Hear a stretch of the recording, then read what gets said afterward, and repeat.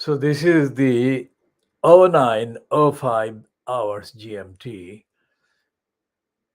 10:05 British Standard Time on Sunday, 2nd of October 2022 edition of the KhoodeelaarTV television channel,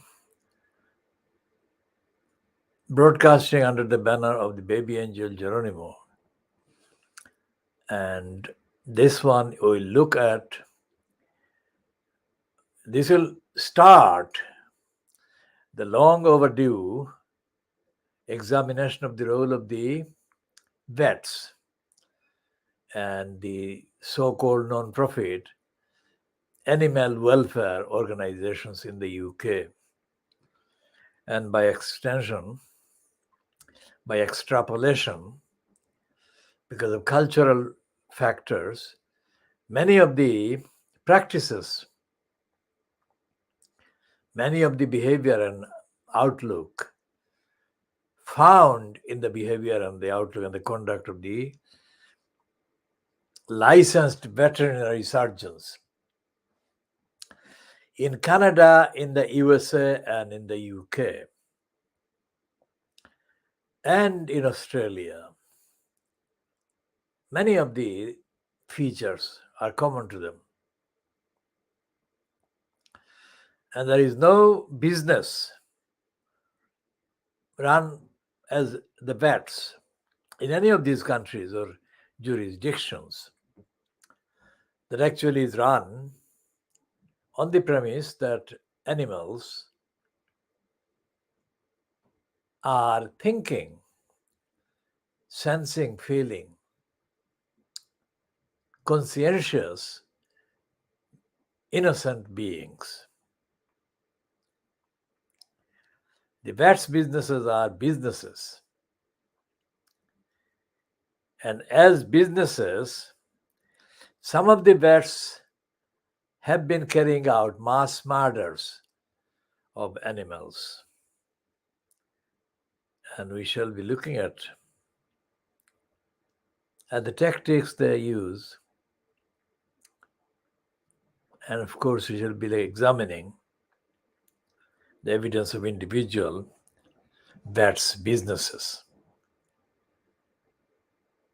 It is hilarious as an irony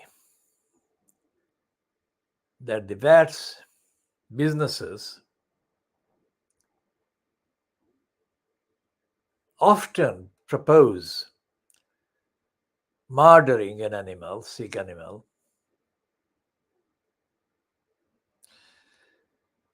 by claiming that they, the vets, know how the suffering is hurting the animal, and they know that the animal would be better off being murdered.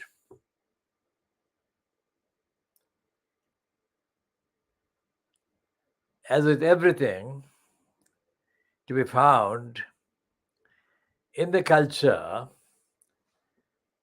that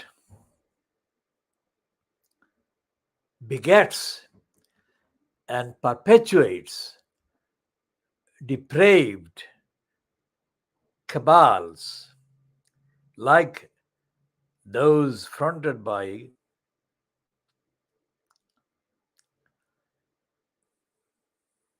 Boris Johnson, and now fronted by Liez Truss in the UK. We take the commentary to Barack Obama in the USA, and we invite the viewer to think about the huge palace that Barack Obama has built, apparently for himself. And we ask all sensible thinking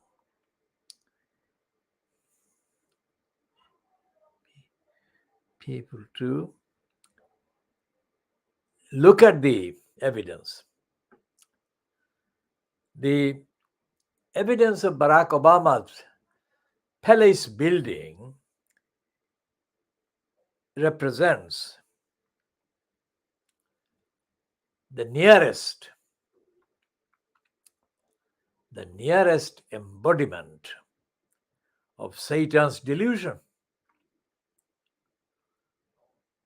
It has been reported in the USA media that Obama's palace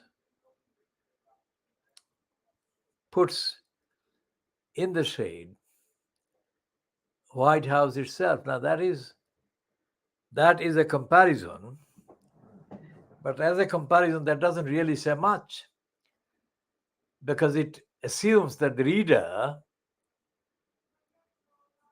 reading the stuff from abroad and not having physically visited the White House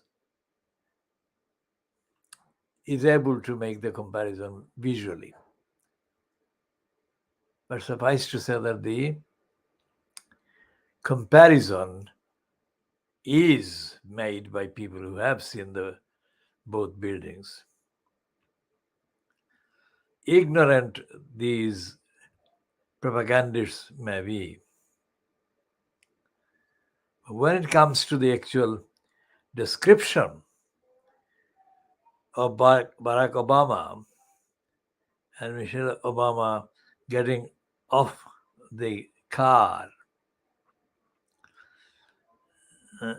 it was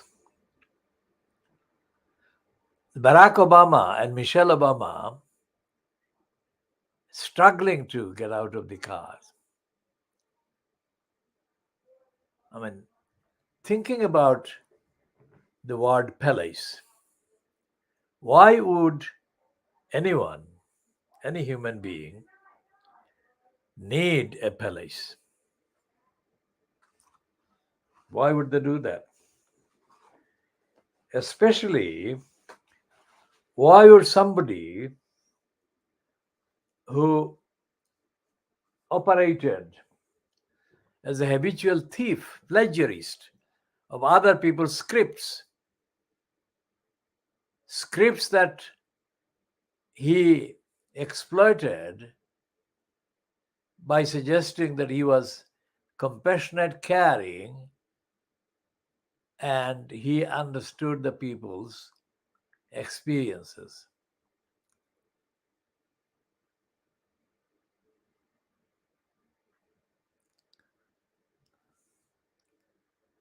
How often has Barack Obama appeared on any public platform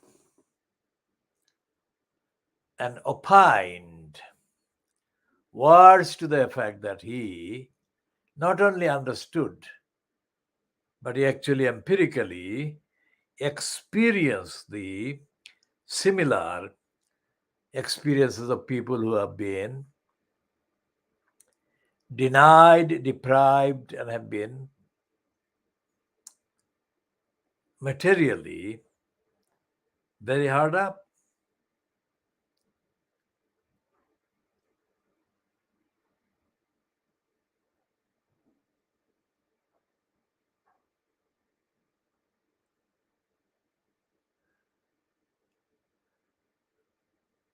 Barack Obama spent a number of years in his childhood in Indonesia.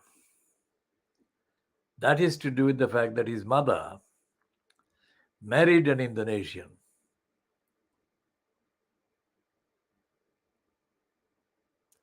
So Obama, when he was declared the winner at the election, the first election he fought and won, of all the places and of all the destinations that he could go to, he chose Indonesia. He didn't choose Kenya in Africa, from which country his biological father had come. Nor did he, Obama, choose the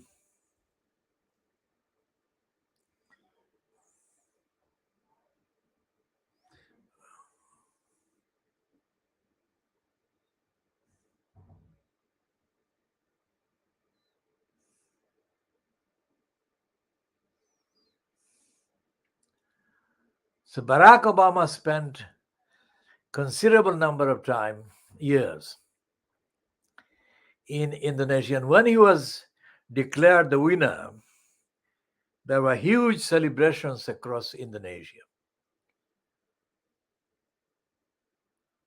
So when Trump kind of used to say before the election,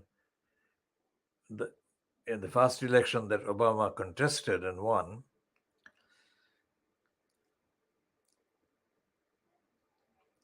Donald Trump made it part of his life's work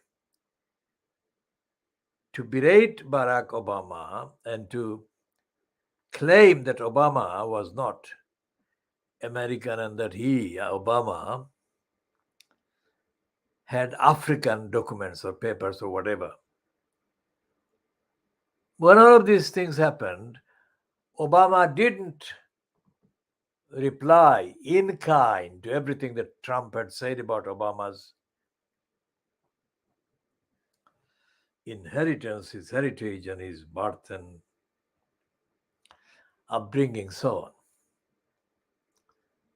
And in effect, Obama maintained silence on most of Trump's allegations. But he also quietly suggested that unlike Obama, he, as a black person, knew about the experience of black people in the shadow of the clever horse.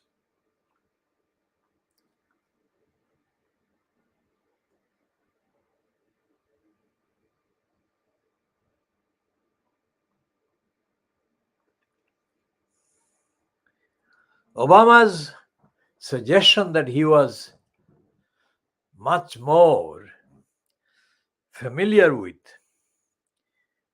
the disadvantaged black people in the USA than Trump could ever imagine. Now, all of that has been now completely put upside down by Obama with his palace. But how many people, how much did this palace cost?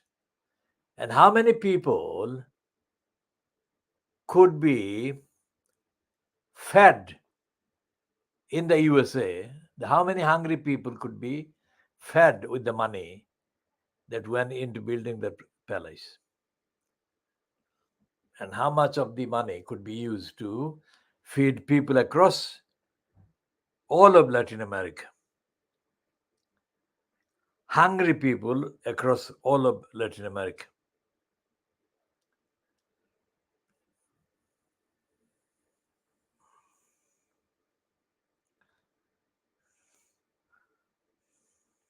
How many people? It is our submission that thousands of people could be fed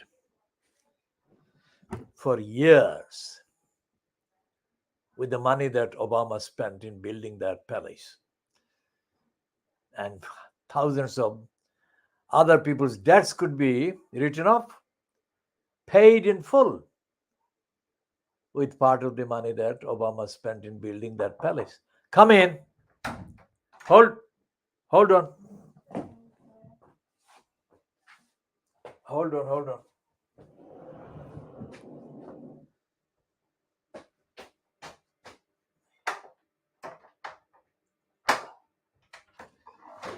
Okay, I'm just going.